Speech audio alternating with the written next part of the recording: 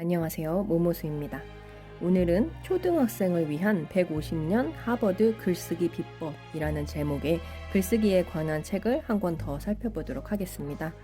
송숙희 지음, 유노라이프라는 출판사에서 2020년 6월에 출간된 책입니다.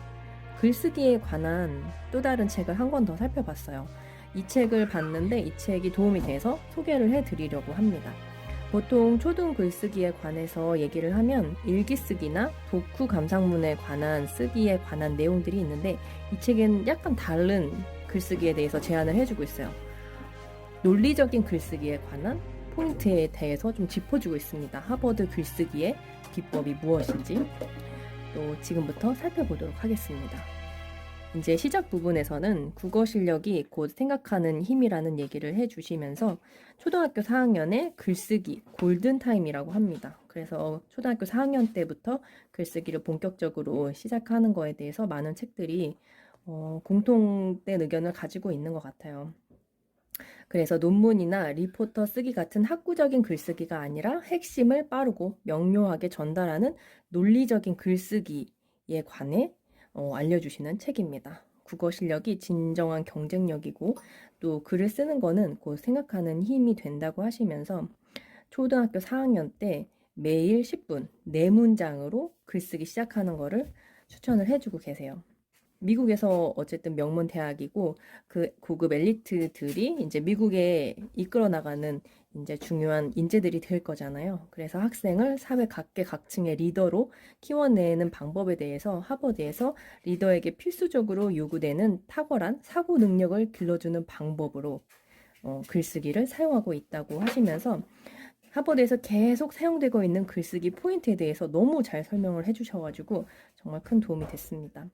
어떤 4차 산업혁명이 다가오고 있지만 거기에 대응하는 전략이 단기적인 전략이나 적응력보다는 역설적으로 장기적인 관점에서 기초 실력이 중요하다는 얘기를 해주시면서 세상이 어떻게 바뀌든 핵심 경쟁력은 사람들의 생각하는 능력, 기초 지력에 있다고 얘기를 해주고 있습니다.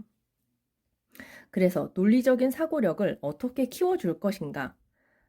우리 아이들에게 논리적 글쓰기를 가르쳐서 논리적으로 사고하도록 돕는 것.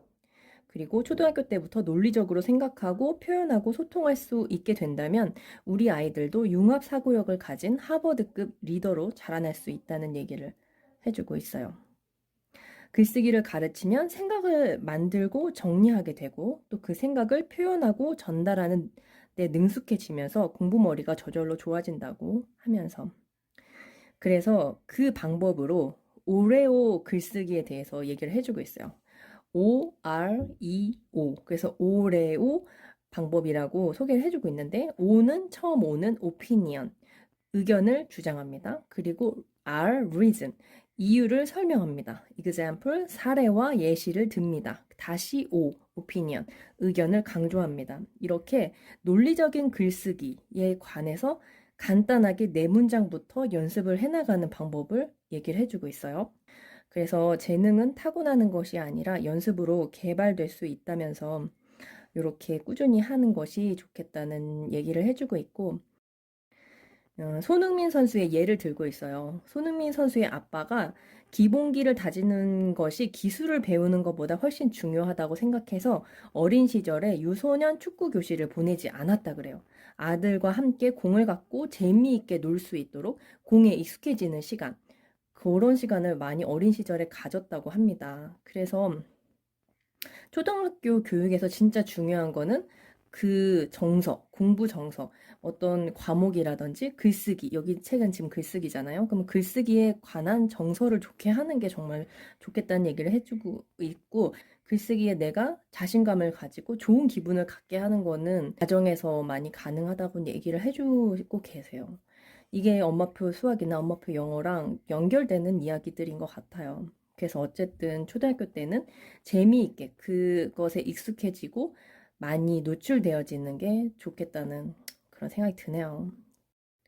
우리나라에도 인터내셔널 바칼로레아 과정이 도입되려나 본다는 얘기를 해주셨어요. 그래서 제가 바칼로레아에 관한, 교육 과정에 관한 책을 읽은 적도 있는데 점점 교육 과정도 이렇게 글쓰기로 넘어가고 있던 글쓰기가 중요해지는 교육 과정이 더 중요하게 되고 있는 것 같다는 그런 얘기도 해주고 계시고, 그리고 이런 얘기도 해주셨어요.